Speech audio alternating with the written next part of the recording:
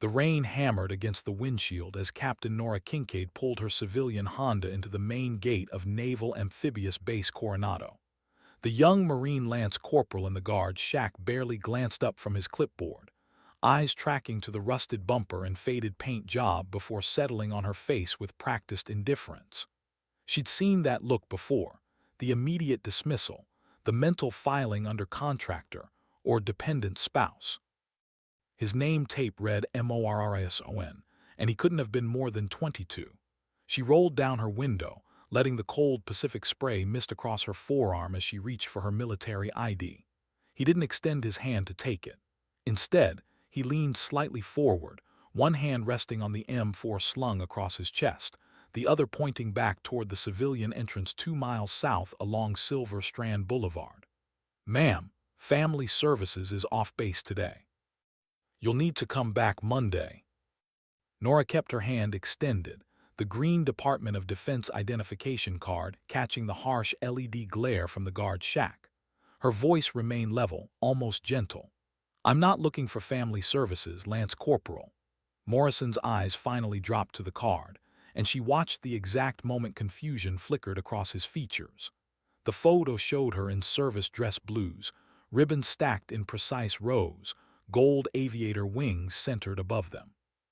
His gaze moved from the card to her face and back again, processing the disconnect between the woman in the rain-soaked civilian clothes and the decorated officer staring back at him from the laminated plastic. He straightened slightly but didn't salute. "Ma'am, there's no Captain Kincaid on today's Access roster. Are you supposed to be here?" The question carried weight beyond its simple words.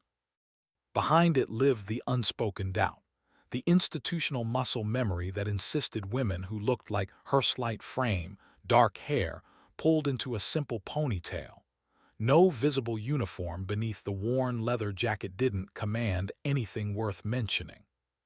She'd spent 15 years proving that assumption wrong, first as a Navy helicopter pilot flying combat search and rescue missions over Helmand Province, then as one of 3 female officers selected for the Naval Special Warfare Development Group Liaison Program. Her call sign was Phoenix, earned not in a bar, but in the mountains of Afghanistan when she'd pulled a burning Seahawk back into controlled flight after an RPG shredded the tail rotor assembly.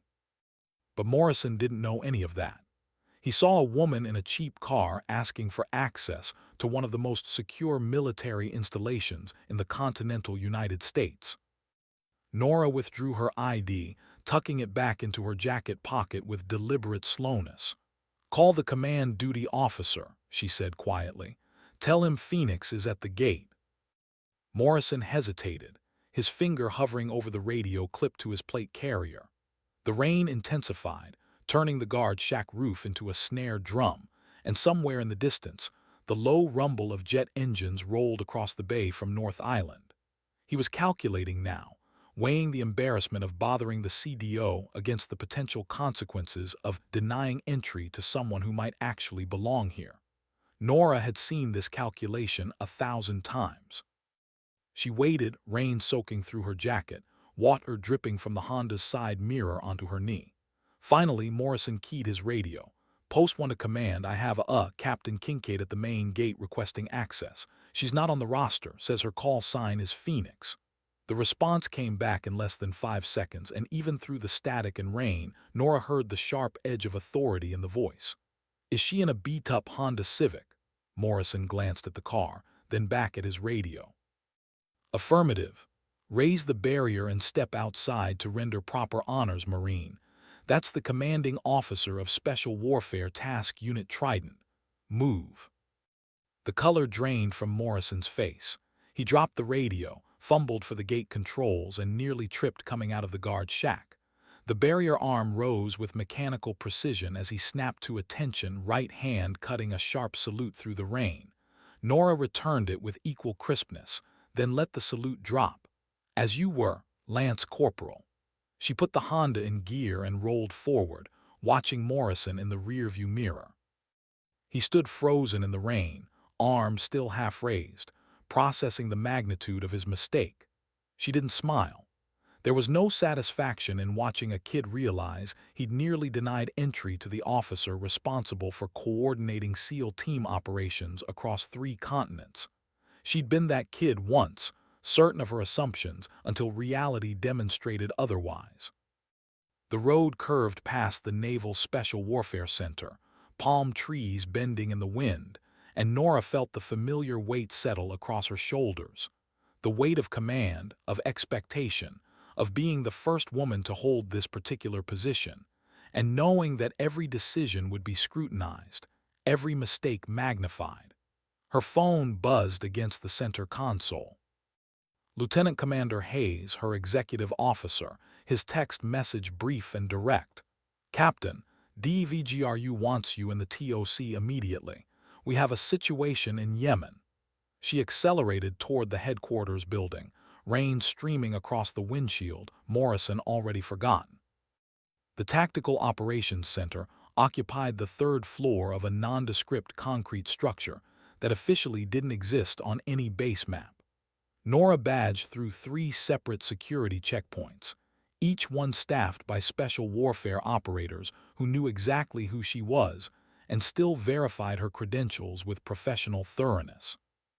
The final door required both her ID card and a biometric scan, reinforced steel sliding open to reveal a climate-controlled room dominated by wall-mounted displays showing satellite feeds, drone footage, and real-time intelligence updates from assets scattered across the Middle East and Africa. Hayes met her 3 steps inside, a tablet already extended toward her. He was tall and lean, a former SEAL who transitioned to staff work after a parachute malfunction destroyed his left knee, and he had the perpetually alert expression of someone who'd spent too many years sleeping in 3-hour increments. Captain, we've got a compromise in Marib province. 6-man reconnaissance element, call sign Anvil 6, operating near the Saudi border. They were conducting surveillance on a suspected AQAP logistics hub when local militia stumbled onto their hide site. Radio contact went intermittent 40 minutes ago. Last transmission indicated they were moving to a secondary exfil point approximately 12 clicks northwest of their original position. Nora took the tablet, eyes scanning the map overlay showing Anvil 6's last known position marked with a red diamond surrounded by concentric circles representing probable location based on signal degradation and terrain analysis. The secondary exfil point sat in a shallow wadi between 2 ridgelines, exposed from multiple angles, tactically nightmarish. What assets do we have in theater? Hayes pulled up a second screen showing available aircraft and ground units. 1 MC-130J out of Djibouti, currently refueling. ETA to the area is 90 minutes. We have 2 AH-64 Apache from the 160th staging at a forward location in Saudi Arabia, but they need State Department clearance to cross the border, which could take hours. The closest QRF is a Marine platoon aboard the USS Bataan in the Red Sea, but insertion would require CH-53 transport, and we're looking at weather degradation in the next 3 hours. Nora studied the map, her mind automatically calculating distances, fuel requirements, threat rings from known anti-aircraft positions, and the degrading timeline for personnel under enemy contact. 6 SEALs compromised in hostile territory with limited air support and political complications that would slow any conventional rescue attempt. She looked up at the main display, showing a live feed from a Reaper drone circling 30,000 feet above Marib province. The infrared image showed scattered compounds and vehicle traffic, but no clear indication of Anvil 6's position. Have they activated their IR strobes? Hayes shook his head. Negative. They're staying dark to avoid detection. The militia force that compromised them is estimated at 20 to 30 fighters, but local communications intercepts suggest they're calling for reinforcements. If Anvil 6 doesn't move soon, they'll be surrounded. Nora handed the tablet back, her decision already made. What's the status of our little bird package? Hayes blinked, caught off guard by the question. Captain, the MH-6s are maintenance status. We pulled their blades for inspection after that hard landing last week. I didn't ask about the little birds, Nora interrupted quietly. "I asked about our package." Understanding dawned slowly across Hayes's face. The package wasn't official nomenclature. It was the code name for a classified program Nora had developed over the past 8 months. A rapid response extraction capability built around modified civilian helicopters operated by hand-picked crews capable of launching within 15 minutes of approval.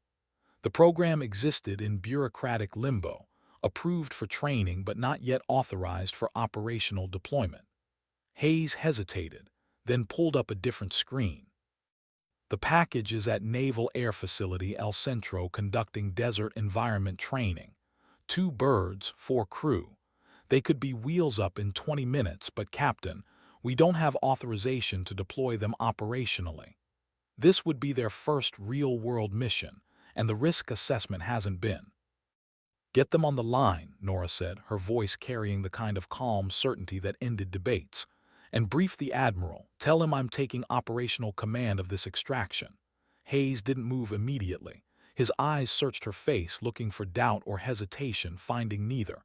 "Captain, if this goes wrong, if we lose those birds or crew in an unsanctioned mission, then it's on me," Nora finished. "Make the call, Commander." He nodded once and turned to a communications console, keying in the encrypted frequency that connected directly to El Centro. Nora moved to the central display, her fingers tracing the terrain between Anvil 6's compromised position and the nearest defensible exfil point. The math was brutal: 12 kilometers of hostile terrain, limited air cover, and a shrinking window before enemy reinforcements closed the trap completely.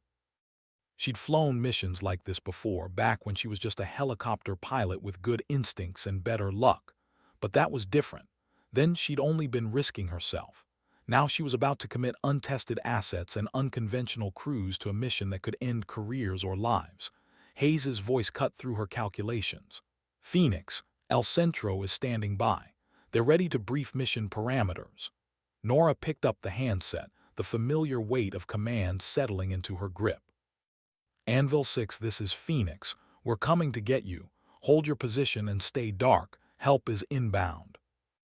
The voice that came back through the satellite relay was strained but controlled, carrying the distinctive rasp of someone who'd been breathing dust and adrenaline for hours. "Phoenix, Anvil 6 actual. We're compromised and under intermittent contact.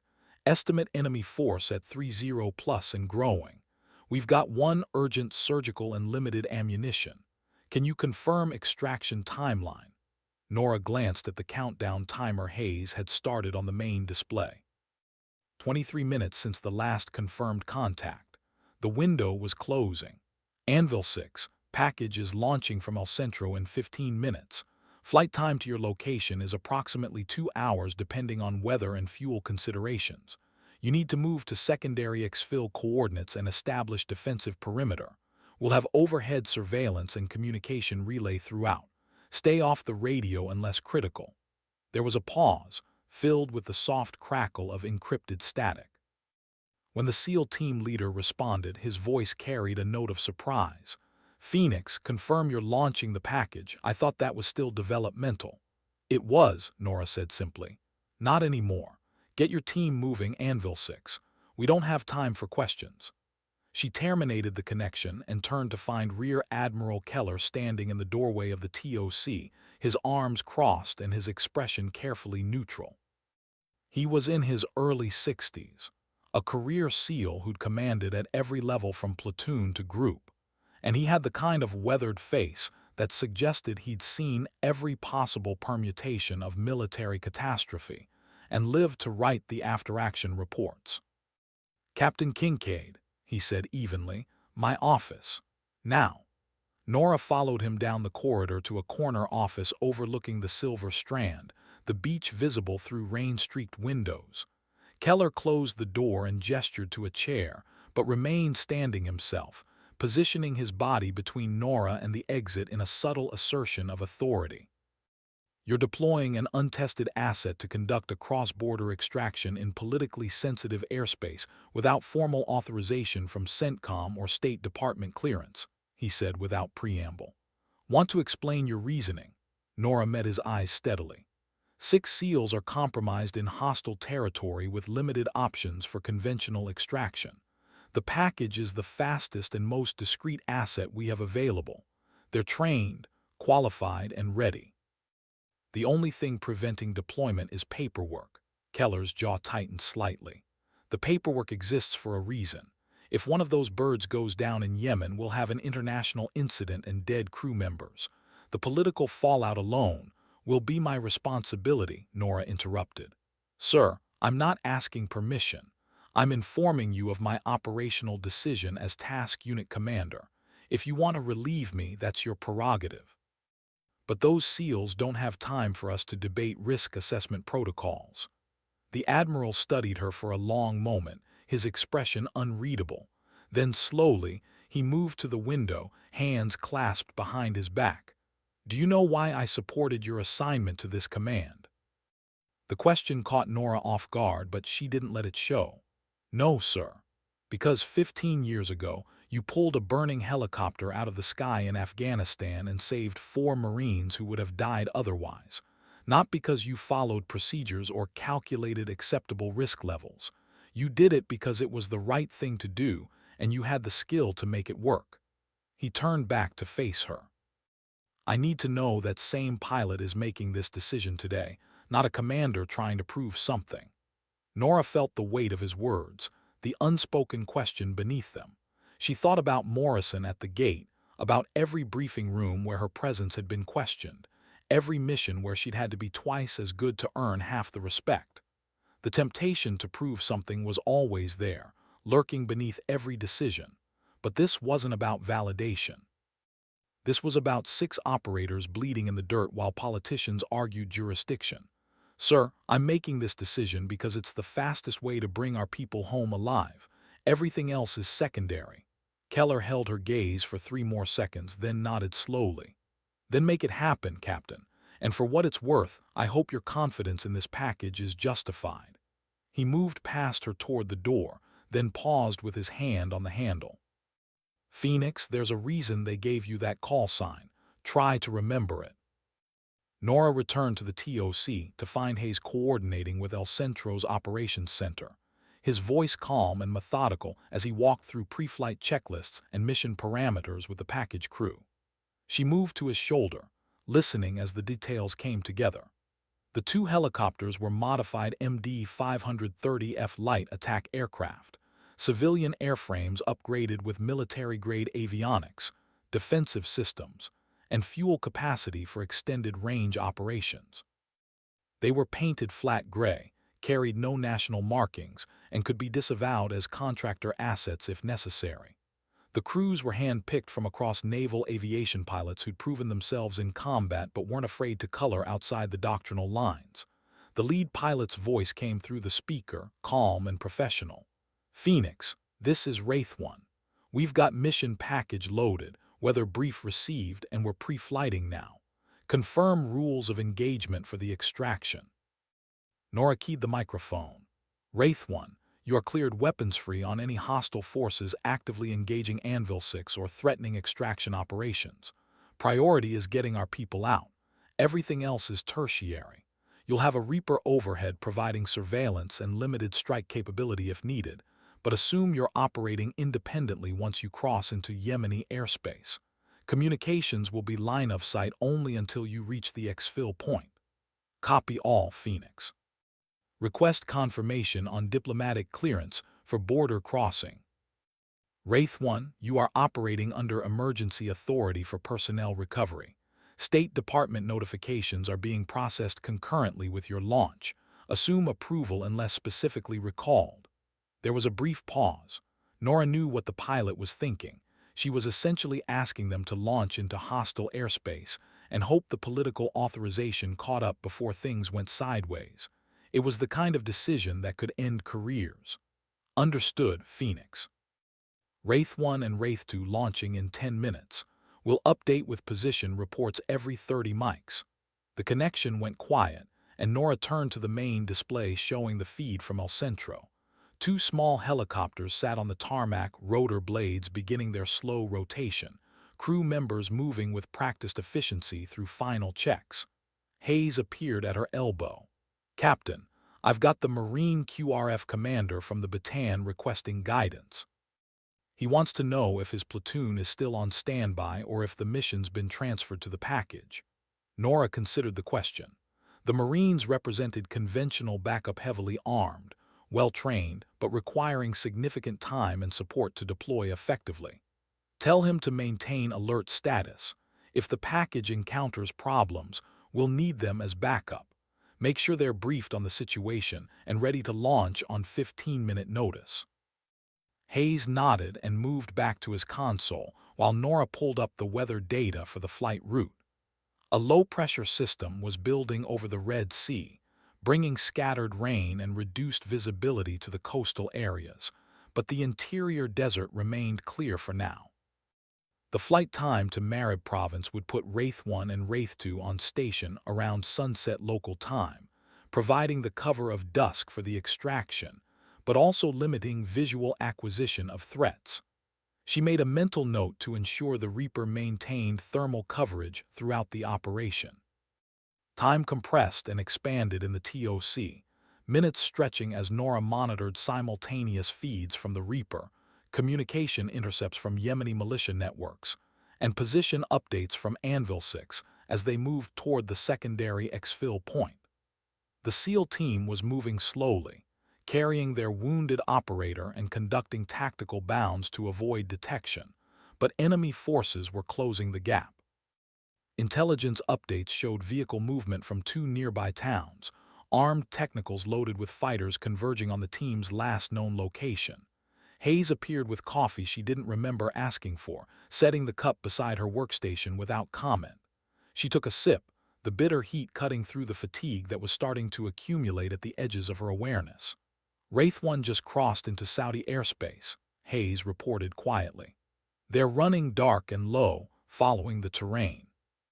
No radar contacts so far." Nora nodded, her eyes tracking the helicopter's progress on the map overlay. They were pushing their aircraft hard, maintaining speeds that would eat through fuel reserves but cut precious minutes from the timeline. The lead pilot knew what she was doing. Every second saved now could be the difference between a clean extraction and a firefight. The voice of Anvil 6 Actual crackled through the speaker, tension bleeding through the professional calm. "Phoenix, Anvil 6. We've reached the secondary exfil point, but we've got visual on at least 2 technicals approximately 3 clicks south and closing. They're conducting a search pattern. Request you advise the package to expedite. We're running out of places to hide." Nora keyed the microphone. "Anvil 6 acknowledged. Package is 90 minutes out. Can you relocate to a more defensible position?" "Negative, Phoenix. Our wounded operator can't move any faster without a litter carry, and that would slow us too much. We're setting up in a depression with limited cover. If they find us before the package arrives, we'll have to engage." The words hung in the air, their implications clear. 6 operators against an unknown number of militia fighters in open terrain. The outcome would be bloody regardless of who won. Nora pulled up the Reaper feed, zooming in on the area around Anvil 6's position. The depression they'd chosen offered minimal cover, a few scattered rocks, and a shallow overhang that might stop small arms fire, but wouldn't help against the heavy machine guns mounted on the technicals. She could see the heat signatures of the SEAL team arranged in a defensive perimeter, weapons oriented toward the most likely approach vectors. 2 kilometers south, the technicals continued their methodical search, moving slowly along the Wadi system, checking every fold in the terrain. Hayes leaned in close, his voice pitched low enough that only Nora could hear. "Captain, if the package gets there and finds Anvil 6 engaged, extraction becomes exponentially more difficult. Those birds aren't gunships. They're built for speed and stealth, not sustained combat." "I know," Nora said quietly, her eyes never leaving the screen. "But they're what we have."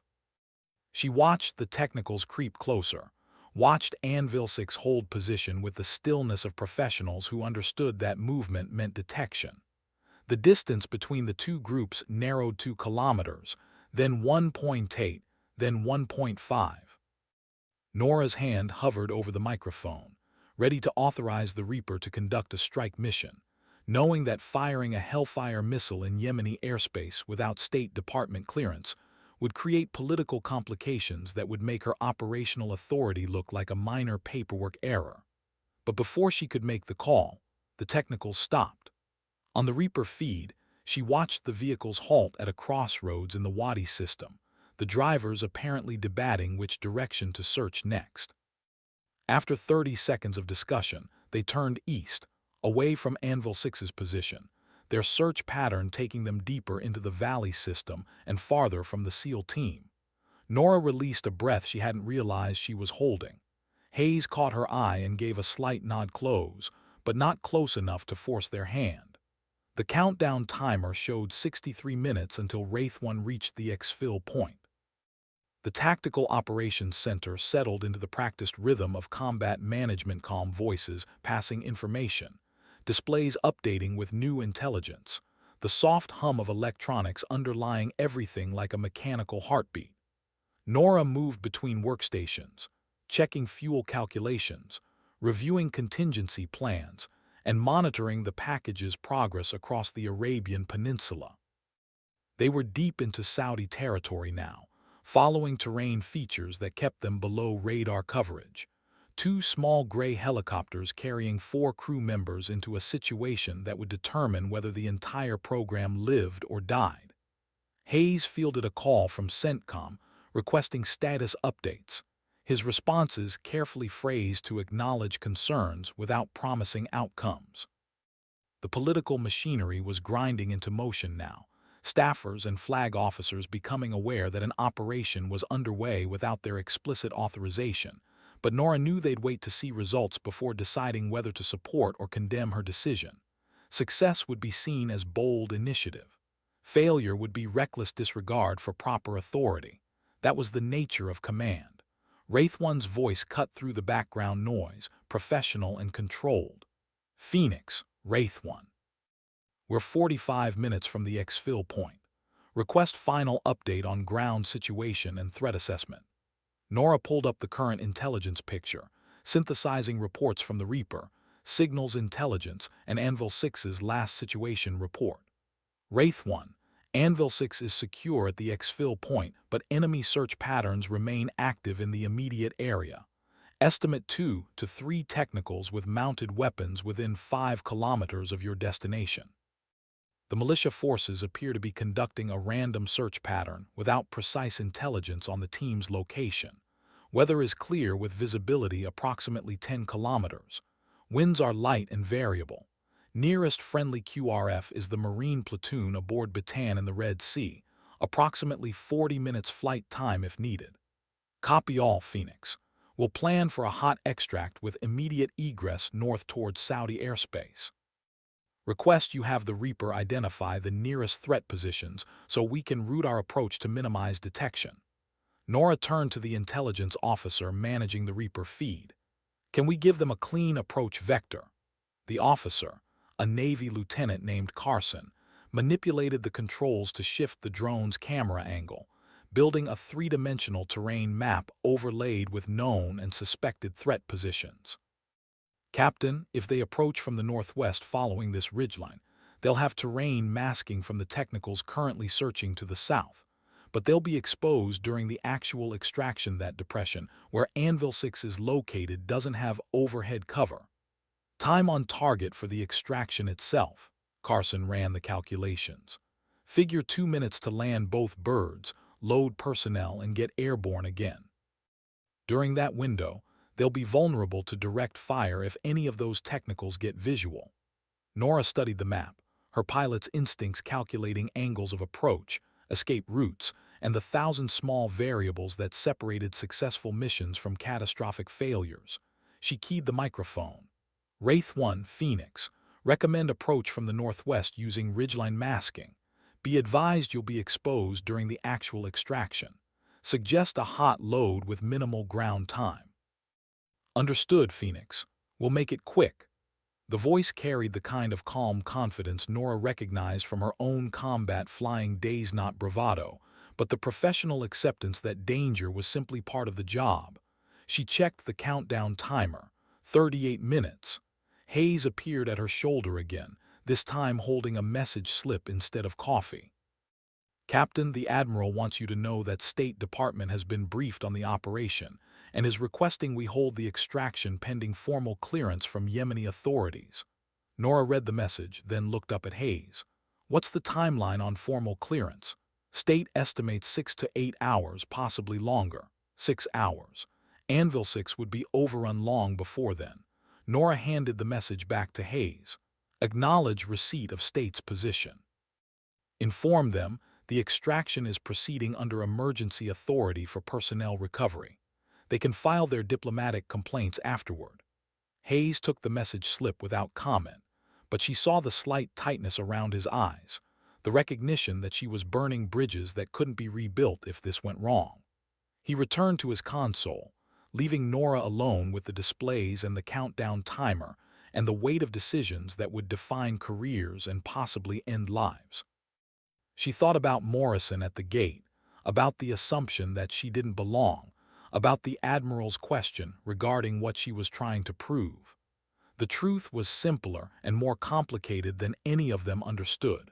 She wasn't trying to prove anything to anyone except the 6 SEALs waiting in the dirt for extraction. 27 minutes. The Reaper showed the technicals continuing their search pattern, oblivious to the helicopters approaching from the north.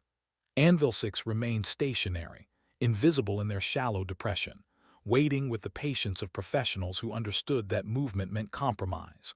Nora watched the feed, her mind already flying the approach in her head, the dive down from the ridgeline, the flare to arrest forward momentum, the controlled touchdown while maintaining rotor speed for immediate takeoff. She'd executed that exact maneuver dozens of times in Afghanistan, pulling wounded soldiers from landing zones under fire, the helicopter shaking with the impact of bullets against armored plating. But she wasn't flying this mission. She was watching others execute based on her orders, unable to influence the outcome beyond the decisions already made. It was the hardest part of command, the surrender of direct control, the trust placed in others to perform under pressure. Wraith One's voice returned, quieter now, the background noise of the helicopter's turbines audible through the transmission. "Phoenix, Wraith One, we're 10 minutes out from the exfil point, beginning our descent from the ridgeline. Request final clearance to proceed." This was the moment. Once Wraith 1 and Wraith 2 committed to the approach, they would be committed to the extraction regardless of developments. If the situation deteriorated, if the technicals discovered Anvil 6's position, if political pressure forced a recall order, it would be too late. The helicopters would be on the ground, exposed and vulnerable, with nowhere to go except forward. Nora keyed the microphone. "Wraith 1, you are cleared for extraction. Bring our people home." "Roger, Phoenix. Wraith 1 is committed." The connection went quiet except for the turbine noise, and Nora's world contracted to the Reaper feed showing 2 small heat signatures descending from the ridgeline, following the terrain contours with the kind of aggressive precision that spoke to pilot skill and operational necessity. She could see them now on the infrared display, 2 gray ghosts skimming 50 feet above the desert floor, rotor wash kicking up dust trails that dissipated almost immediately in the dry air.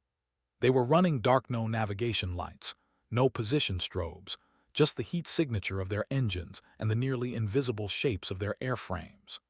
Hayes moved the TOC into blackout communication protocol, meaning all non-essential traffic ceased and every person present focused on the main displays. The room fell silent except for the soft beep of updates and the occasional rustle of paper as intelligence analysts passed notes rather than speaking aloud. It was the kind of silence that preceded violence, the held breath before the storm. On screen, Wraith 1 and Wraith 2 crossed the final kilometer to the exfil point, their flight path taking them directly over Anvil 6's position. The helicopters flared hard, nose-high attitudes bleeding off airspeed, skids touching down in clouds of dust that obscured the Reaper's view for 3 seconds. When the dust cleared, Nora could see the SEAL team moving from their covered positions toward the helicopters, carrying their wounded operator between them, weapons still oriented outward, maintaining security even in the urgency of extraction. 60 seconds on the ground. Wraith 2 lifted first, the helicopter rising vertically before transitioning to forward flight, nose dropping as the pilot added power and accelerated back toward the ridgeline. Wraith 1 remained on the ground another 15 seconds, loading the wounded SEAL and ensuring all personnel were accounted for before beginning its own departure. Nora watched the helicopter climb, 50 feet, 100, 200, gaining altitude and airspeed, the pilot executing a climbing turn that would take them behind the protection of the ridgeline and away from the technicals still searching to the south. Then, on the Reaper feed, she saw movement. One of the technicals had stopped and was turning, its heavy machine gun rotating toward the sound of the helicopters. The range was too far for effective fire, but the crew didn't know that or didn't care. Muzzle flashes appeared on the infrared display, tracers arcing across the desert toward Wraith 1's departing profile. Hayes tensed beside her, his hand hovering near the communication console, ready to call for the Marine QRF if the situation deteriorated. But Nora remained still, eyes locked on the feed, watching as the tracers fell short, watching as Wraith 1 cleared the ridgeline and disappeared from the technical's line of sight. The militia crew fired for another 10 seconds, wasting ammunition on empty air before giving up. On the radio, Wraith 1's pilot maintained professional calm. Phoenix, Wraith 1. Package is secure, all personnel accounted for, and we're egressing north toward Saudi airspace. No damage to aircraft. Request immediate medical coordination for 1 urgent surgical upon arrival at El Centro. Nora allowed herself a single deep breath, then keyed the microphone. Wraith 1, outstanding work. Medical team will be standing by at El Centro.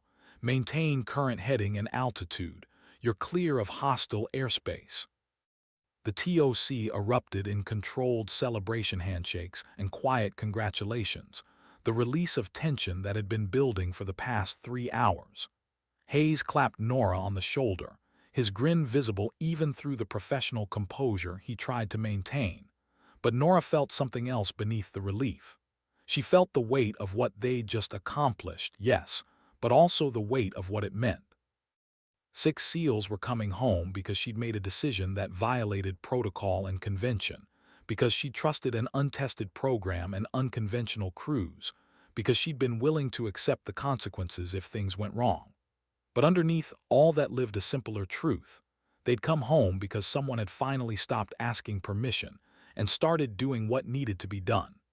Admiral Keller appeared in the TOC doorway, arms crossed, expression unreadable.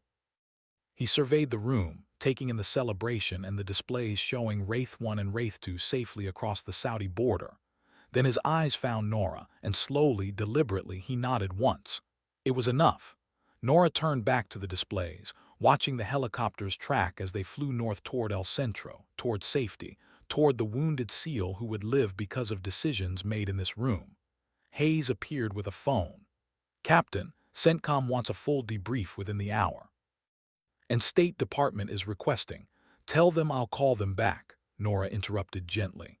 "Right now, I need to monitor our people until they're on the ground." Hayes smiled and withdrew, leaving Nora alone with the displays and the soft hum of the TOC and the knowledge that everything had changed. The following morning, Nora stood in the briefing room reviewing after-action reports when Morrison appeared in the doorway.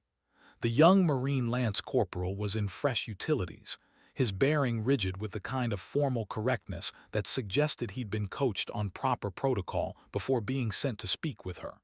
He cleared his throat. "Ma'am, Captain Kincaid, I wanted to apologize for yesterday at the gate. I should have recognized your credentials immediately, and I failed to render appropriate honors to a senior officer. There's no excuse for my actions." Nora studied him for a moment, this kid who represented every assumption and bias she'd spent 15 years confronting. She could have destroyed him with a single phone call, could have made an example that would echo through every guard post on every military installation.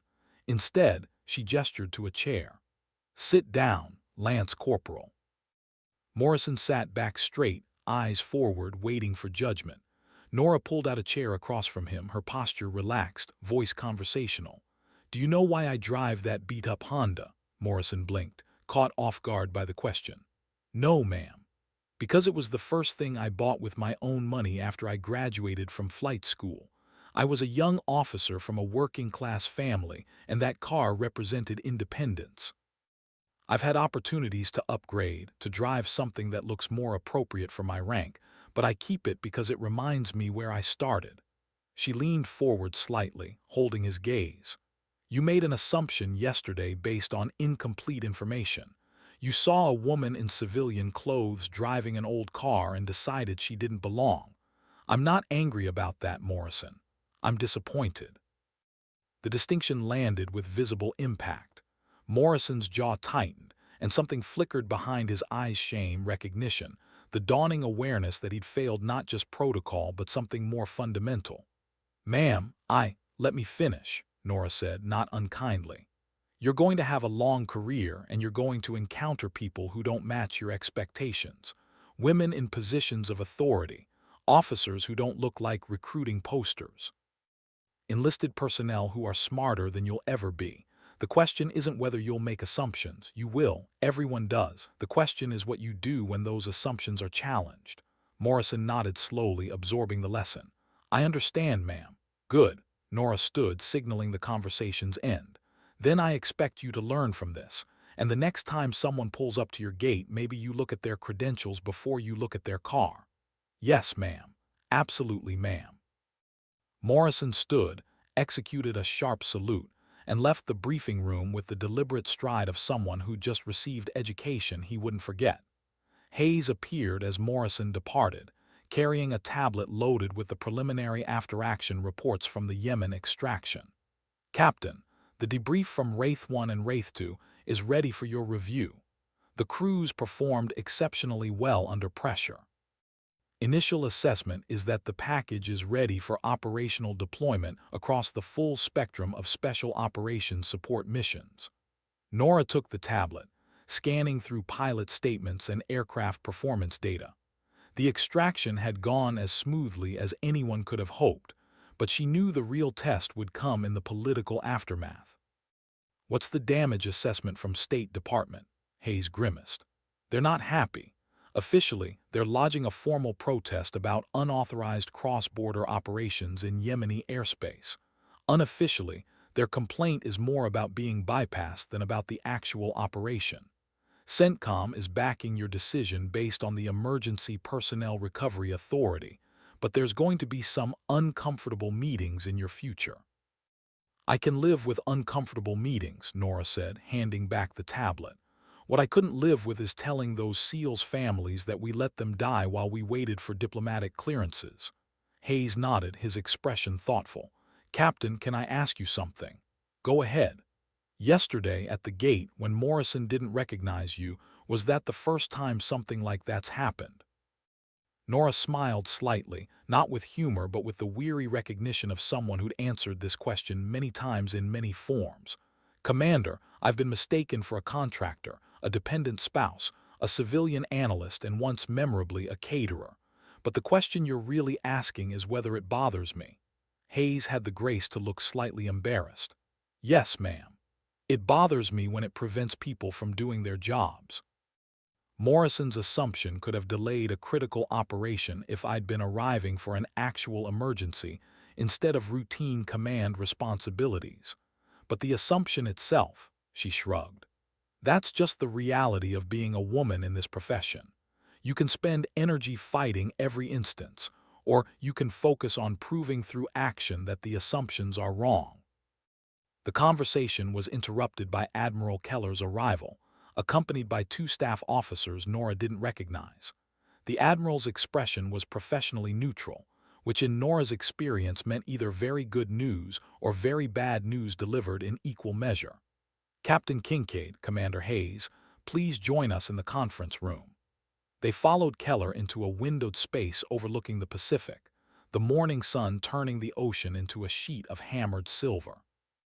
The Admiral gestured for everyone to sit, then remained standing himself, a tablet in his hands. Captain, I've spent the last 12 hours in discussions with CENTCOM, Naval Special Warfare Command, and various political entities who have opinions about yesterday's operation. I'll summarize briefly. State Department is annoyed but grudgingly accepting of the emergency authority justification.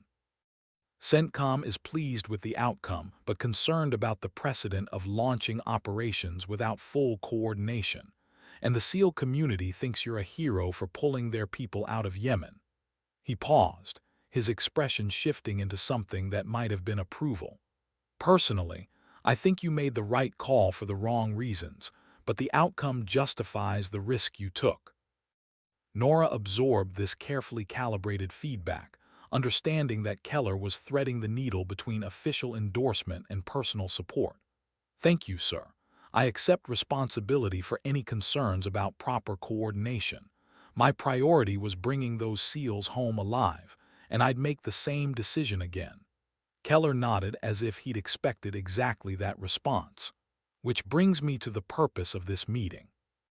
Based on the success of yesterday's operation, CENTCOM is authorizing full operational deployment of your package program.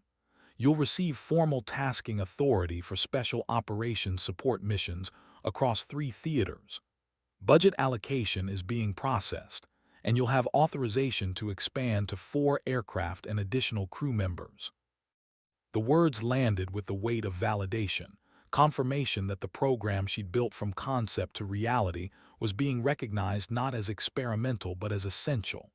Hayes shot her a quick glance, his expression carrying a mix of congratulation and concern. The recognition that expanded authority also meant expanded responsibility and scrutiny. Nora kept her voice level. Sir, I appreciate CENTCOM's confidence. We'll be ready for full operational tasking within 30 days pending crew selection and aircraft modifications. That's what I told them you'd say, Keller replied. He set down the tablet and finally took a seat, his demeanor shifting from formal to conversational. Phoenix, I need you to understand something. Yesterday's success bought you credibility within the community, but it also put a target on your back.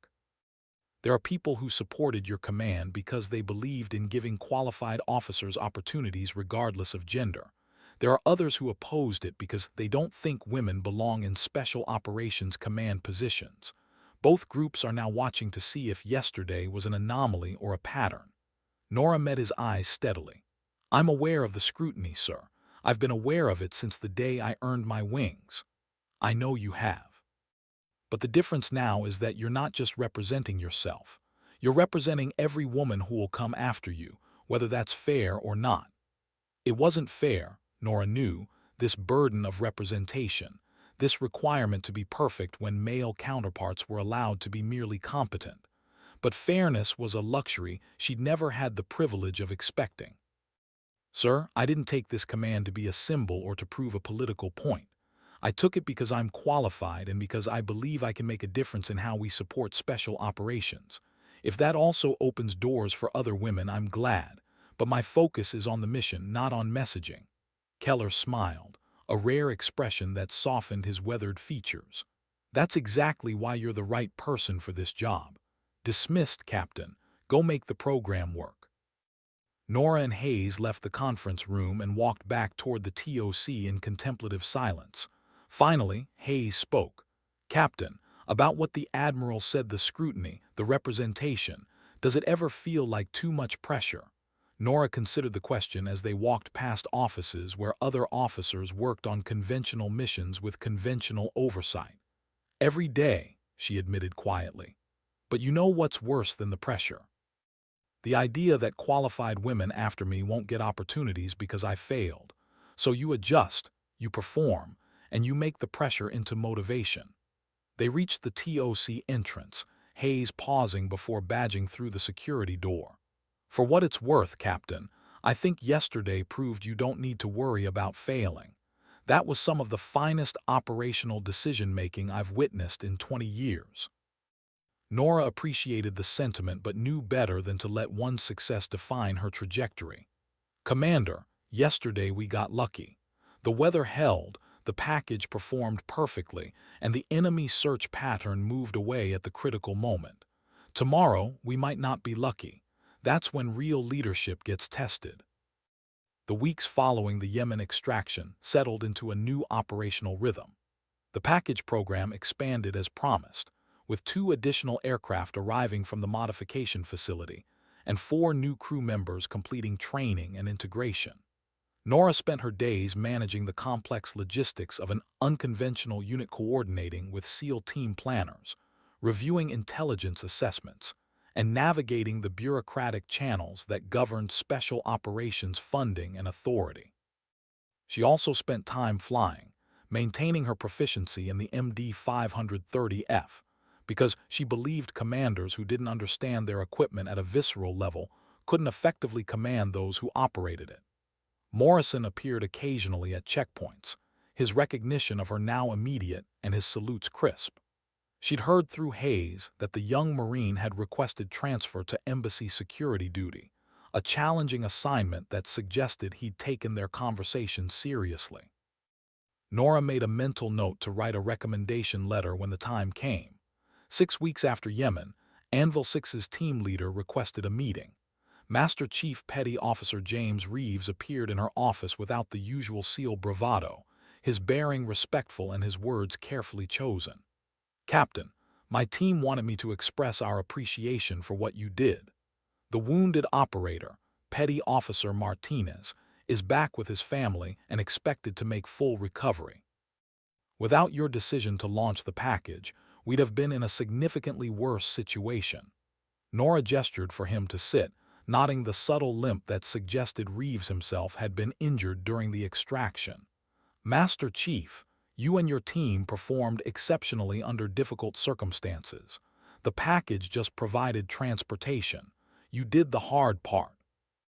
Reeves smiled slightly. "With respect, ma'am, transportation was exactly what we needed, but it's more than that. Word gets around in the community.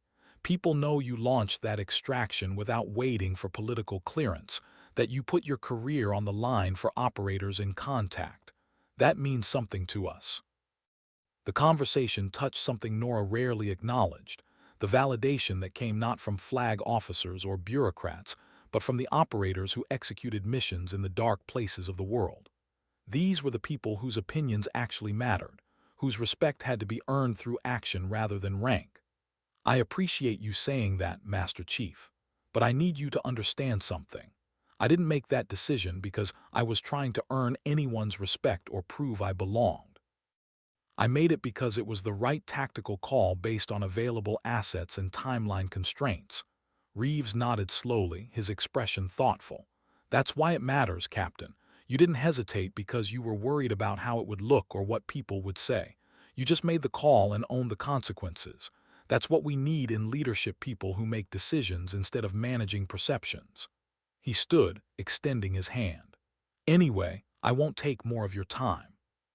Just wanted you to know that Anvil 6 considers you one of ours now. You need anything, anytime you call." They shook hands, and Reeves left with the quiet confidence of someone who delivered an important message and could now return to operational preparations. Nora sat alone in her office afterward, thinking about belonging and respect and the strange currency of trust in military culture. The phone rang, Hayes's voice carrying a note of urgency. "Captain, we've got a developing situation in Syria. JSOC is requesting immediate package support for a priority target raid. They need us wheels up in 45 minutes. Nora stood, grabbing her jacket and already mentally running through crew availability and aircraft status. "I'm on my way to the TOC. Get the duty crew spun up and pull the mission brief." She moved through the headquarters building with practiced efficiency, her mind shifting from reflection to operational focus in the space between heartbeats.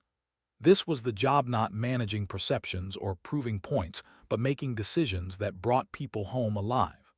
Morrison saluted as she passed the security checkpoint, and this time she barely registered his presence, her attention already forward on the mission developing in the TOC. The kid had learned, and that was good, but there wasn't time to dwell on teaching moments when operators needed support. Hayes met her at the door with a tablet showing the mission brief. "Captain, the target is a high-value individual in northeastern Syria near the Iraqi border. JSOC wants the package to provide emergency exfil capability in case the primary helicopters encounter mechanical issues or enemy action. It's a supporting role, but we need to be on station within 3 hours. Nora scanned the brief, noting the complexity of the target area, the known anti-aircraft threats, and the tight coordination required with multiple aircraft operating in compressed airspace. Get Wraith 1 and Wraith 3 airborne with full combat loads. I want them staged at the forward operating base in Iraq within 2 hours.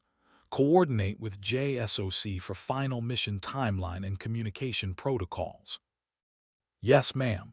One more thing, Rear Admiral Keller asked that you personally brief him before launch. Nora nodded, expecting this. The package was still new enough that flag officers wanted visibility on each mission, particularly operations in politically sensitive areas like Syria. She found Keller in his office, reviewing the same mission brief she'd just read. He looked up as she entered. "Captain, talk me through your assessment of this operation." Nora moved to the map on his wall, tracing the flight route with her finger. "Sir, the primary mission helicopters are 160th SOAR Chinooks with extensive combat experience. The probability they'll need our support is low. But if they do encounter problems, the package provides a rapid backup capability that can extract personnel without waiting for conventional QRF assets. Risk to our crews is moderate. Known anti-aircraft systems in the area are primarily small arms and light machine guns, which our defensive systems can mitigate. The bigger risk is mid-air collision or communication breakdown given the number of aircraft operating in compressed airspace." Keller studied the map, his expression thoughtful. "And if things go completely sideways, if we lose aircraft and crew in Syria, then I'll take full responsibility, same as Yemen." "But sir, the alternative is telling JSOC we're not willing to support high-priority raids because of risk concerns. That defeats the purpose of having the package." The Admiral nodded slowly. "Launch your birds, Captain, and Phoenix bring them home." "Yes, sir. That's always the plan." The mission in Syria went perfectly.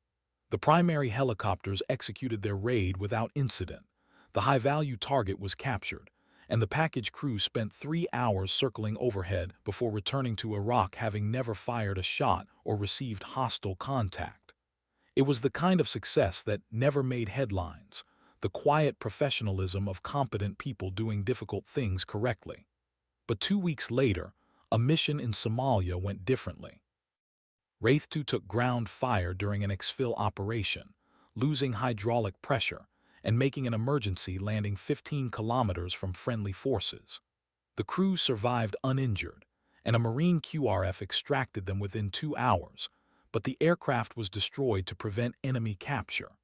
Nora spent 3 days writing reports and briefing flag officers on the incident, accepting full responsibility for the loss while defending the crew's actions and the program's overall value.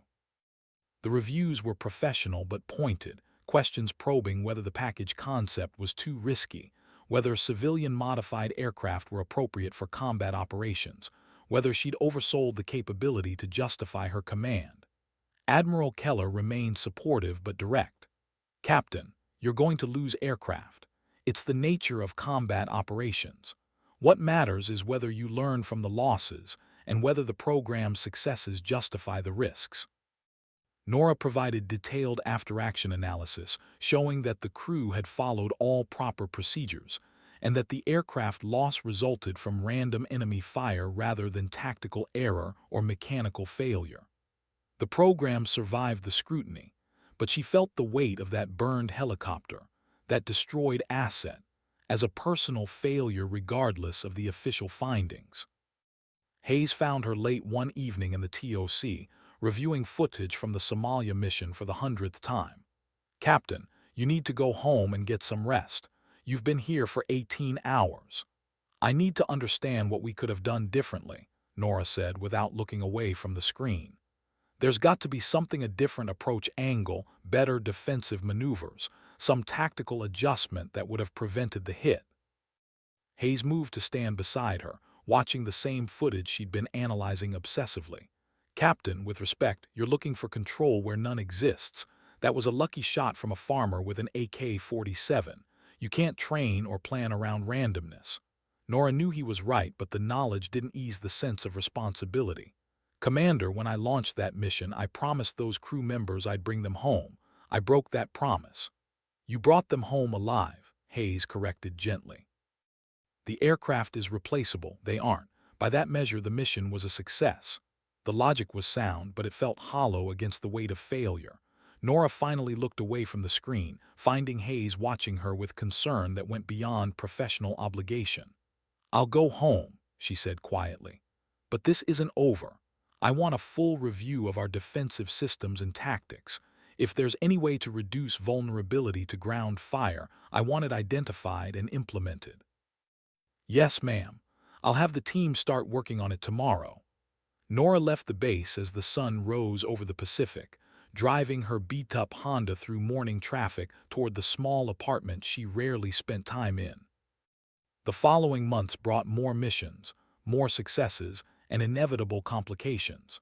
The package deployed to 3 continents, supporting operations that ranged from routine logistics flights to high-risk combat extractions. Crews rotated through training cycles, aircraft were upgraded with improved defensive systems, and slowly, grudgingly, the program earned acceptance within the broader special operations community. Nora's reputation evolved from that female officer with the experimental program to Phoenix, the commander who gets things done. It was progress, but it came with the persistent awareness that every decision she made was scrutinized more carefully than a male counterpart's would be. She learned to accept this as the price of breaking barriers, though acceptance didn't make it less exhausting. One evening, she found herself back at the main gate where this had all begun, watching Morrison process vehicles with the easy competence of someone who'd learned his lessons and incorporated them into daily practice. He saw her car approaching and immediately rendered a salute, his bearing professional and his recognition instant. Nora returned the salute and paused before driving through. "Lance Corporal, I heard you're putting in for embassy duty." Morrison blinked, surprised she'd kept track. "Yes, ma'am." "I figured I should challenge myself, maybe work on remembering that people aren't always what they first appear." "That's a good reason," Nora said. "I'll write you a recommendation letter if you'd like." "Ma'am, thank you, I'd appreciate that." Nora nodded and drove through, watching Morrison fade in her rearview mirror. 18 months after the Yemen extraction, Admiral Keller called Nora to his office for what he described as a significant discussion. She arrived to find not just Keller, but also a 2-star general from JSOC, and a civilian she didn't recognize but whose bearing suggested intelligence community. Keller made introductions. "Captain Kincaid, this is Major General Whitmore from JSOC and Mr. Chen from Interagency Operations. They have a proposal regarding the package program." Whitmore leaned forward, his expression serious. "Captain, over the past 18 months, your program has supported 47 special operations missions with a 94% success rate. That's exceptional performance. We'd like to expand the concept: more aircraft, more crews, dedicated funding, and most importantly, integration with broader special operations aviation assets." It was validation of everything she'd built, confirmation that unconventional approaches and calculated risks could reshape how special operations were supported. But beneath the professional satisfaction lived wariness. Programs that grew too large attracted attention, bureaucracy, and the kind of institutional weight that could crush the flexibility that made them effective in the first place. "Sir, I appreciate JSOC's confidence. Can you elaborate on what integration means in practical terms?" Chen spoke for the first time, his voice carrying the flat affect of someone who spent his career managing classified programs. "Captain, we're proposing to scale your concept into a joint special operations aviation command asset. You'd retain operational command, but with expanded resources and authority. The goal is to create a rapid response capability that can operate globally with minimal political oversight." It was everything she'd wanted and everything she'd feared, the opportunity to build something genuinely transformative wrapped in the bureaucratic complexity that could destroy its effectiveness. Nora looked at Admiral Keller, searching for guidance, but his expression remained professionally neutral. Sirs, I'll need time to review any formal proposal and assess implications for current operations. I'm committed to maintaining the program's effectiveness while expanding its reach, but I won't sacrifice operational flexibility for bureaucratic expansion. Whitmore nodded approvingly. That's exactly the response I hoped for. Take 2 weeks, review the proposal, and provide your assessment. But Captain, understand that this opportunity won't wait indefinitely. If you decline, we'll find another officer to build this capability, and you'll have missed the chance to shape something historic. The meeting concluded with handshakes and promises to reconvene, and Nora left feeling the weight of decisions that would define not just her career, but potentially the future of Special Operations Aviation. Hayes was waiting outside Keller's office, reading her expression with the practiced ease of someone who'd worked alongside her through 18 months of operational pressure. They want to expand the program. They want to build an empire, Nora corrected. The question is whether I help them do it or watch someone else screw it up. They walked back to the TOC in silence, both understanding that some decisions couldn't be made quickly, that the right answer required time to develop through careful consideration of consequences and priorities. That evening, Nora drove to a quiet beach north of Coronado and walked along the shore as the sun set over the Pacific. The water rolled in with methodical consistency, each wave erasing the footprints of the last, and she thought about permanence and legacy and what she was actually trying to build. The package had started as a solution to a specific problem, the need for rapid, flexible extraction capability that could operate outside conventional channels. It had succeeded because it remained small, focused, and unburdened by institutional weight. Expanding it meant accepting compromise, bureaucracy, and the gradual erosion of the very characteristics that made it effective. But declining meant watching someone else attempt the expansion without her insight, potentially creating something that preserved form while losing function. Her phone buzzed. Hayes, checking in without asking direct questions, his text message simply reading, "The team's behind whatever you decide." She typed a response, "Thanks, I'll have an answer soon." The truth was she already knew her answer. She'd spent 15 years proving she belonged, earning credibility through action rather than advocacy, and building programs that made differences in operators' lives. The opportunity to scale that impact was too significant to refuse, even knowing the complications it would bring. 2 weeks later, she stood in Admiral Keller's office alongside Major General Whitmore and Mr. Chen, a formal proposal in hand with her modifications and conditions clearly stated. "Sirs, I'll accept command of the expanded program with 3 non-negotiable requirements. First, operational authority remains with my command without JSOC or interagency interference beyond strategic guidance. Second, crew selection and training standards are maintained at current levels without compromise for expansion timelines. Third, if bureaucratic requirements begin degrading operational effectiveness, I have authority to scale back or restructure without political approval." Whitmore exchanged glances with Chen, then nodded. "Agreed, Captain. You'll have the authority and resources to build this right. Don't make us regret this confidence."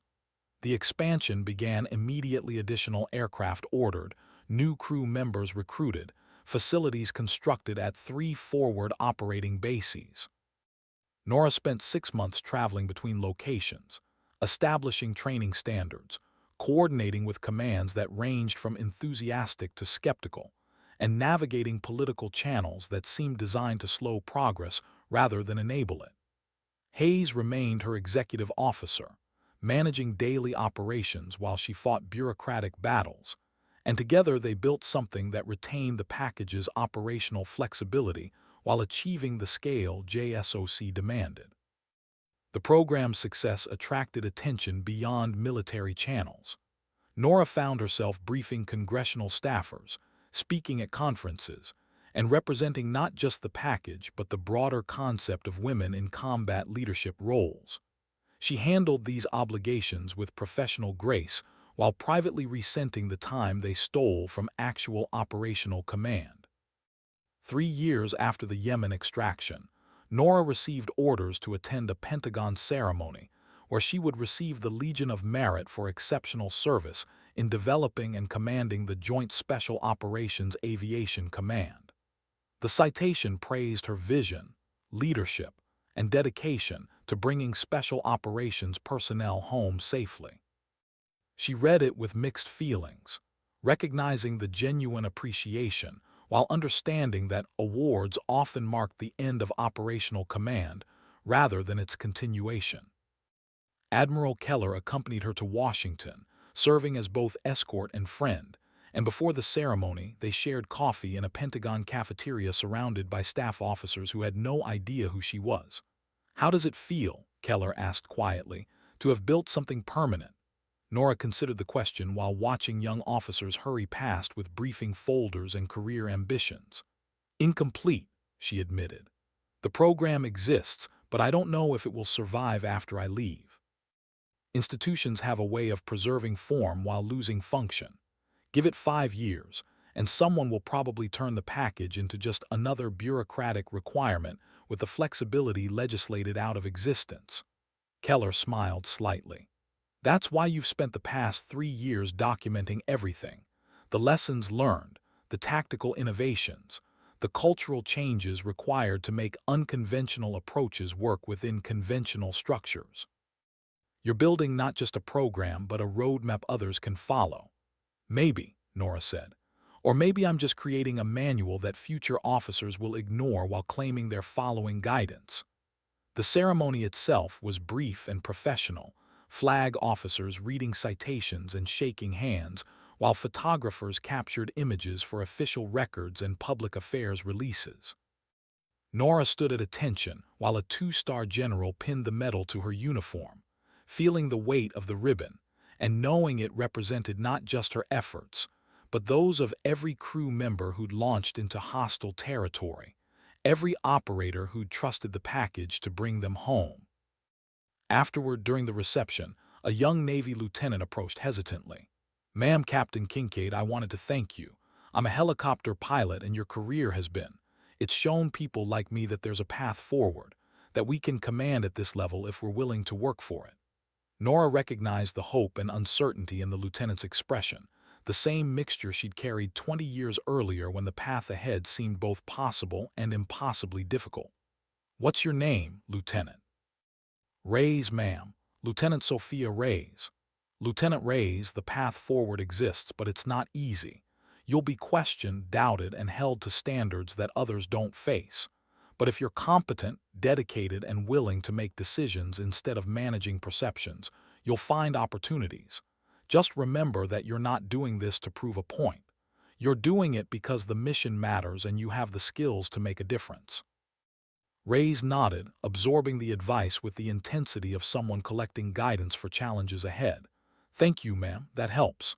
As Reyes departed, Hayes appeared at Nora's elbow, 2 glasses of champagne in hand. "Captain, I thought you might need this." She took the glass, clinking it against his. "To the package." "To Phoenix," Hayes corrected.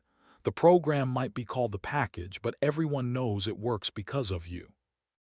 They drank, and Nora felt the strange disconnection that came with recognition, the awareness that others saw her accomplishments more clearly than she did herself, that what felt like ordinary decisions made under pressure looked like extraordinary leadership from outside. The following year brought new challenges as budget cycles threatened the program's funding and political shifts raised questions about special operations priorities. Nora spent increasing time in meetings rather than operations, defending resource allocations and justifying programs to people who'd never conducted missions under fire. It was the natural progression of command at this level, but she felt herself becoming the bureaucrat she'd always resented, the officer who managed processes instead of leading operations. Hayes noticed the shift, approaching her one evening after a particularly frustrating budget meeting. "Captain, you look like you're thinking about retirement." Nora laughed, the sound carrying genuine amusement. "Commander, I'm 43 years old. Retirement is still years away." Maybe chronologically, Hayes said carefully. But I've watched you over the past 4 years. You built something extraordinary, and now you're spending your time defending it in conference rooms instead of developing it in the field. That's got to be wearing. It was, though Nora hadn't articulated it even to herself until Hayes gave words to the feeling. She'd entered military service to fly helicopters and lead operations, not to navigate budgetary politics and bureaucratic competition. The question was whether stepping away meant abandoning the program she'd built or trusting that others could carry it forward. "What would you do, Commander, if you were in my position?" Hayes considered the question seriously, his expression thoughtful. "I'd look at what remains unfinished. If there are critical developments or expansions that need your specific expertise, I'd stay. If the program is stable and others can manage its evolution, I'd find a new challenge. But that's easy for me to say. I'm not the person who built this from nothing." Nora spent weeks considering the question, reviewing program documentation, assessing successor candidates, and trying to determine whether her continued presence represented leadership or simply unwillingness to release control.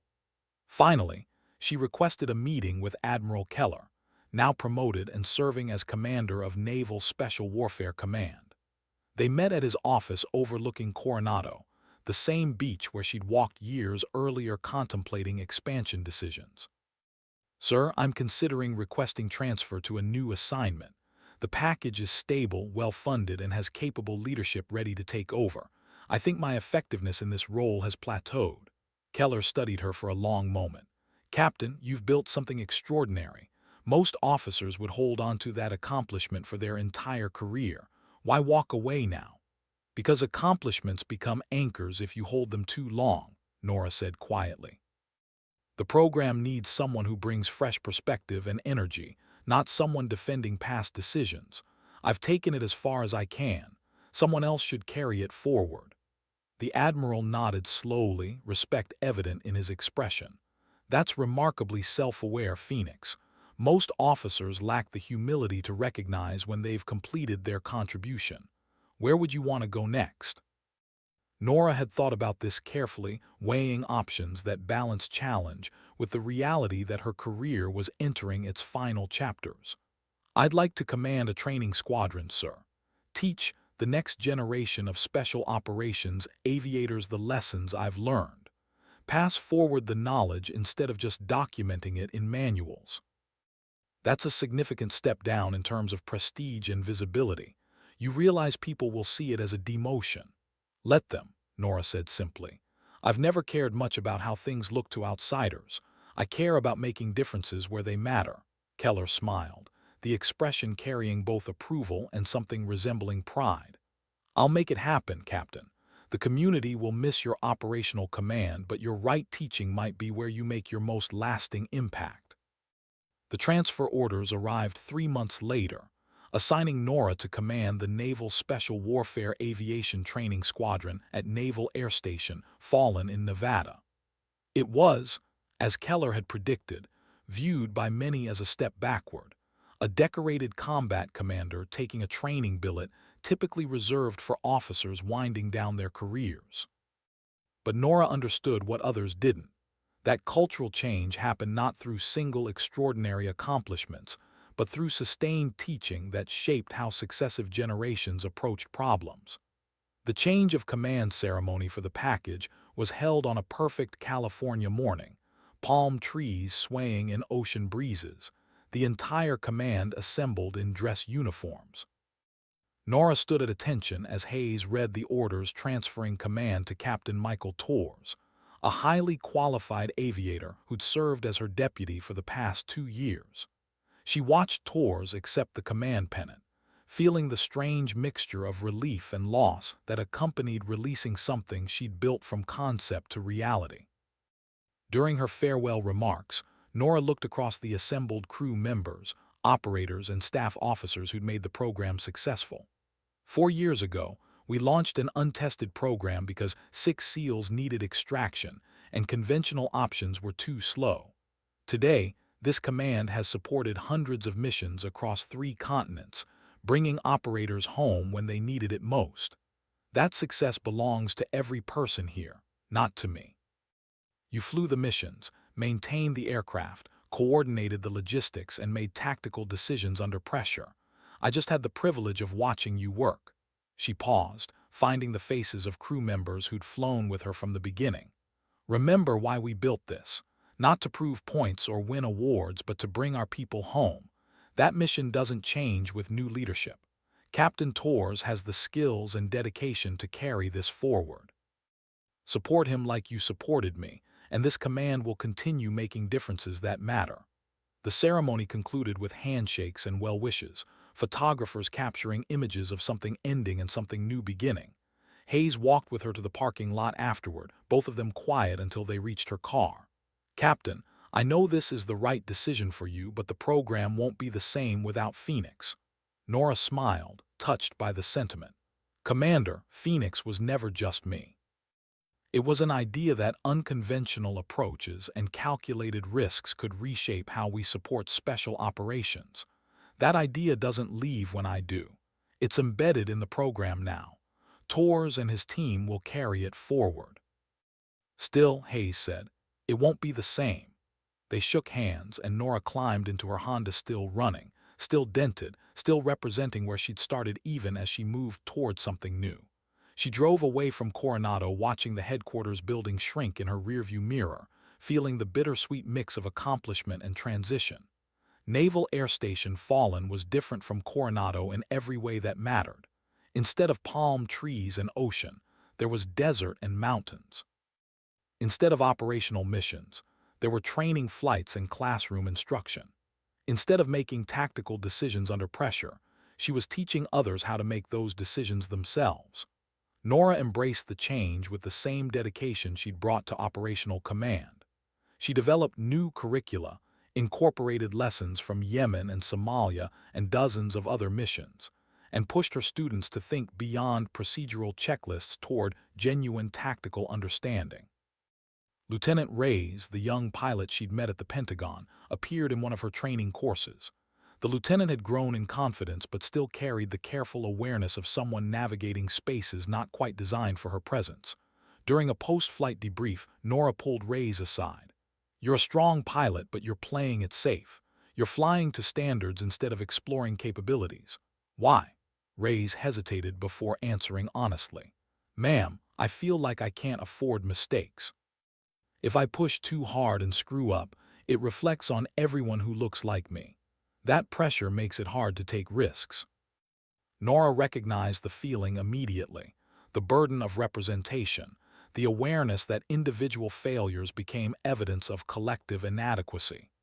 "Lieutenant, that pressure is real, but if you let it prevent you from developing your full capabilities, you're not helping anyone.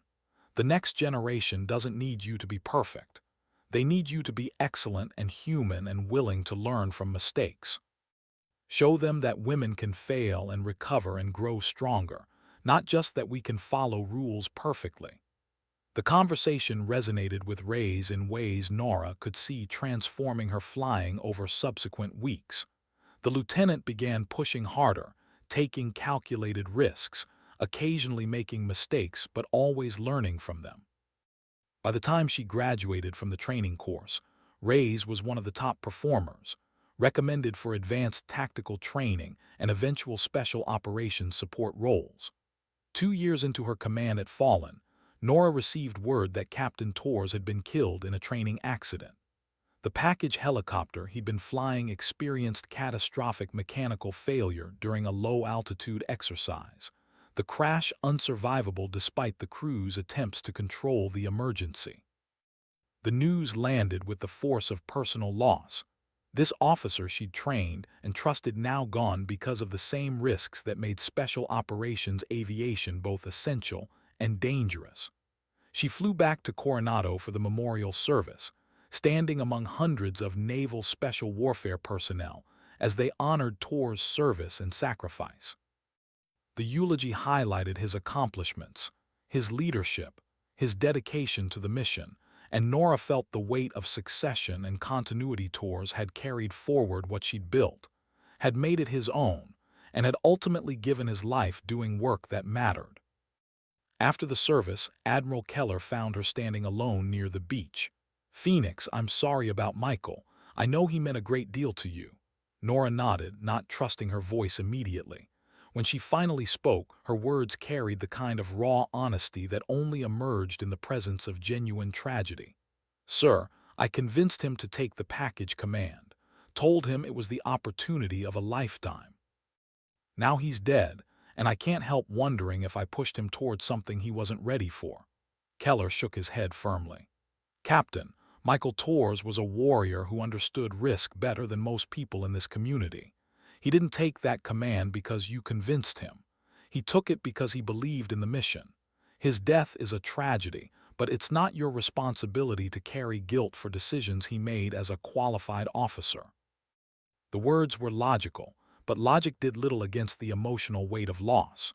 Nora had spent 20 years in military service understanding intellectually that people died doing dangerous work, but emotional understanding always lagged behind when loss became personal. They stood in silence watching the Pacific roll against the shore, waves consistent and indifferent to human concerns, before Keller spoke again. The package needs new leadership. JSOC is asking if you'd consider returning to operational command.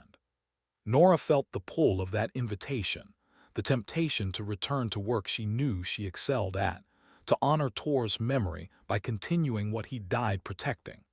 But she also recognized the trap that returning would be about her need for validation rather than genuine operational necessity. Sir, with respect, the package needs someone who brings fresh perspective, not someone returning because of sentiment. There are qualified officers ready to step up. Let them have the opportunity. Keller studied her carefully.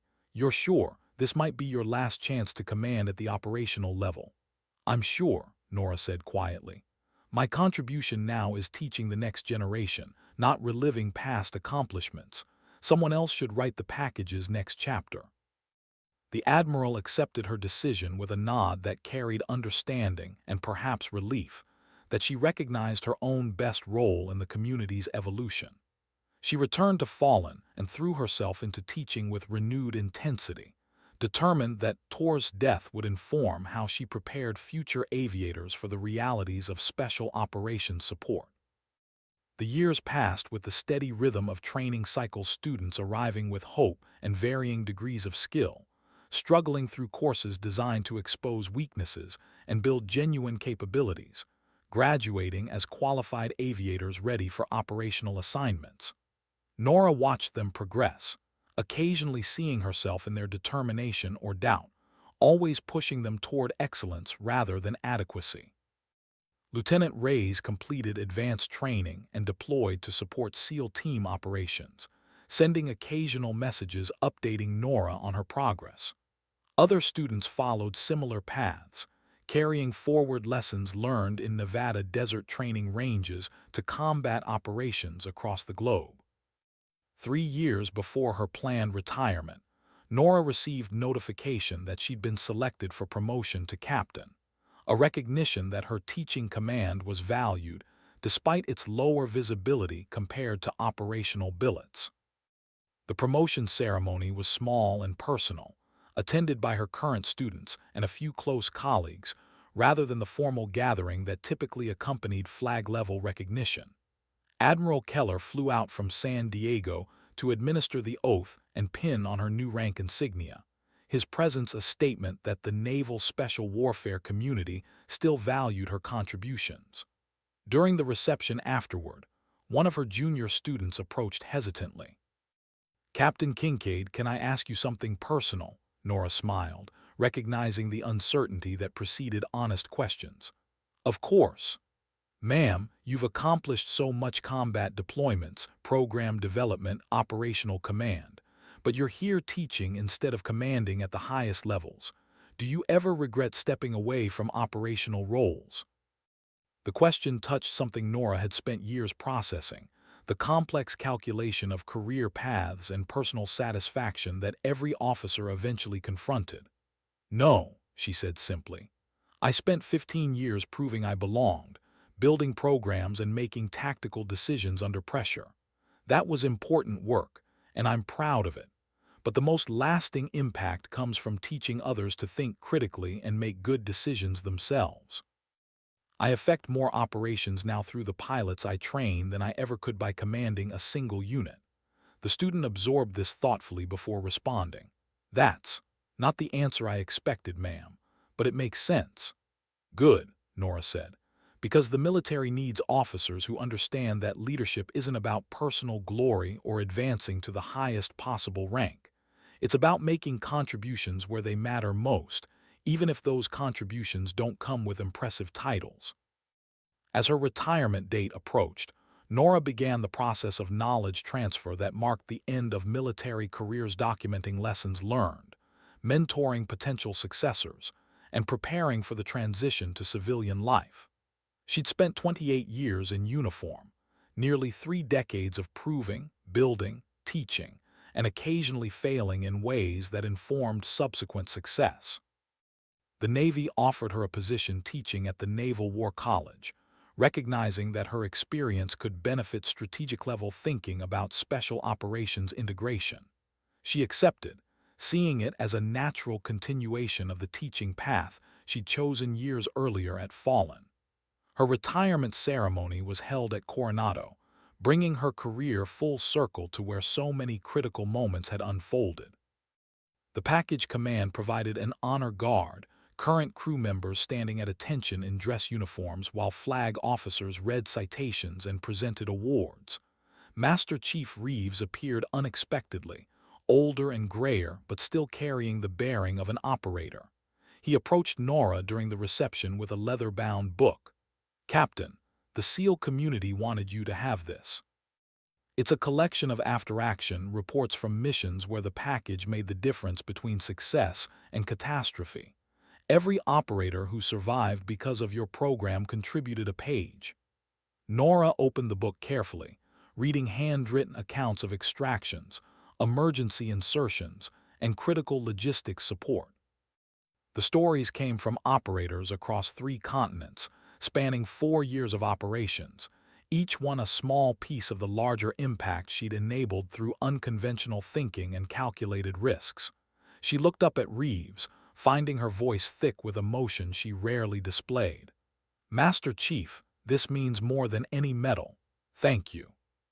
"Thank you, ma'am," Reeves corrected, "for believing in us enough to take risks when it mattered." The ceremony concluded with the traditional passing of her command flag, the symbolic transfer of authority from Nora to the institution she'd served. She saluted the colors, saluted the assembled command, and walked away from active duty knowing she'd made differences that would outlast her service. 6 months into her teaching position at the Naval War College, Nora received a message from Lieutenant Commander Reyes, promoted twice, and now serving as executive officer of an advanced helicopter squadron. The message was brief and professional, thanking Nora for mentorship and informing her that the squadron was developing new tactical approaches based on lessons learned from the package program. Nora replied with congratulations and encouragement, feeling the satisfaction of watching seeds planted years earlier grow into something productive. The following year, she was invited to speak at a conference on innovation in special operations. Standing before an audience of flag officers, operational commanders, and policymakers, Nora shared lessons from building the package, the importance of flexible thinking, the necessity of accepting calculated risks, and the value of leaders who made decisions instead of managing perceptions. During the question period, a female Army officer asked the question Nora had been expecting throughout her career. "Ma'am, as a woman who succeeded in combat aviation and special operations command, what advice would you give to women following similar paths?" Nora considered her response carefully, wanting to provide honest guidance without retreading familiar ground. "Don't make your gender the story. Make your competence the story. You'll face bias and assumptions, but responding to every instance exhausts energy better spent on actual performance. Focus on being excellent at your job, making good decisions, and supporting your teammates. The barriers will still exist, but you'll break them through demonstrated capability rather than argument." It was the same advice she'd given Reyes years earlier, the distillation of 3 decades navigating spaces not designed for her presence. The officer nodded, absorbing the guidance, and Nora hoped it would help even as she recognized that each woman's path required individual navigation. 2 years before her planned departure from the War College, Nora received notification that she'd been selected for inclusion in the Naval Aviation Hall of Honor, recognition reserved for officers who'd made exceptional contributions to the field. The induction ceremony was held in Pensacola, home of naval aviation, and attracted attendees from across the aviation community. During her acceptance remarks, Nora spoke not about personal accomplishments, but about the hundreds of aviators who'd supported missions, the operators who'd trusted unconventional programs, and the institutional willingness to allow calculated risks that enabled innovation. Aviation, she concluded, is fundamentally about taking something that shouldn't work heavier than air machines defying physics and making it routine through skill and dedication. That same principle applies to breaking barriers and building new capabilities. You identify what shouldn't work according to conventional wisdom, then you prove through competence and persistence that it can work. That's what I tried to do over my career, and that's what the next generation will continue doing as they face challenges we can't yet envision. The audience responded with standing applause, but Nora felt the familiar disconnection between external recognition and internal assessment. She'd done good work, yes, but the true measure wasn't awards or ceremonies. It was the operators who came home alive because of programs she'd built, the students who became excellent aviators because of lessons she'd taught, the incremental progress toward a military culture that valued competence over conformity. 6 months after the Hall of Honor induction, Nora stood in her War College office packing personal items into boxes, her teaching career concluding after 5 years of strategic education. She'd accomplished what she'd set out to do, passed forward knowledge that would inform how future officers thought about innovation, risk, and leadership. Now it was time to step fully away from military life and find new challenges in civilian contexts. Hayes appeared in her doorway, older now and preparing for his own retirement, his presence a reminder of continuity across decades. "Captain, I heard you're finally leaving military education. What's next?" Nora smiled, tapping a box shut. "Not sure yet. Maybe consulting, maybe writing about leadership lessons, maybe something completely different. For the first time in 30 years, I have the freedom to figure out what I want rather than what the Navy needs." "That's earned freedom," Hayes said quietly. "You've given 3 decades to service. Whatever you choose next, you've earned the right to be selective." They stood in comfortable silence, two officers who'd shared operational pressure and quiet successes, both understanding that military careers eventually ended but the bonds formed endured. Finally, Hayes extended his hand. "Phoenix, it's been an honor serving with you. The community is better because you were part of it." Nora shook his hand, feeling the weight of acknowledgement from someone who'd witnessed her work across years of challenges and growth. "Commander, the honor was mine. Thank you for everything." After Hayes departed, Nora finished packing and took a final walk across the War College grounds. Evening was approaching, the light taking on the golden quality that preceded sunset, and she thought about beginnings and endings, and the continuous cycle of officers entering service while others departed. She'd been the young helicopter pilot once, uncertain but determined, convinced she could prove herself through competence and dedication. She'd been the operational commander, making split-second decisions that brought people home or occasionally didn't. She'd been the teacher, passing forward lessons to students who would face challenges she couldn't predict. Now she was the veteran, stepping away from institutional service while carrying forward the knowledge that impact came through sustained effort rather than dramatic gestures. The path forward remained uncertain, but Nora had spent 30 years navigating uncertainty with skill and determination. Whatever came next, she was ready,